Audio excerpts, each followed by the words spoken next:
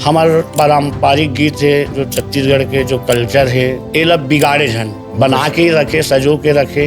पहले और आज के समय में आपला का अंतर महसूस होते? आज के युवा पीढ़ी का तरफ रुझान रखते का अंतर महसूस? अंतर बहुत कुछ परिवर्तन हो हैं अपन गाना बजाना के अंदर में परिवर्तन होना भी जरूरी है। मोर ऐसे सोच है भाई, जब तक परिवर्तन संसार के नियम है बदलना जरूरी है और नया नया गाना नया नया धुन ये सब बनाना चाहिए। कलाकार मन ला थोड़ा से कुछ कलाकार मन गलती भी ऐसे कर देते कि हमार पारंपरिक गीत है जो छत्तीसगढ़ के जो कल्चर है ये लब बिगाड़े झन बना के रखे सजो के रखे।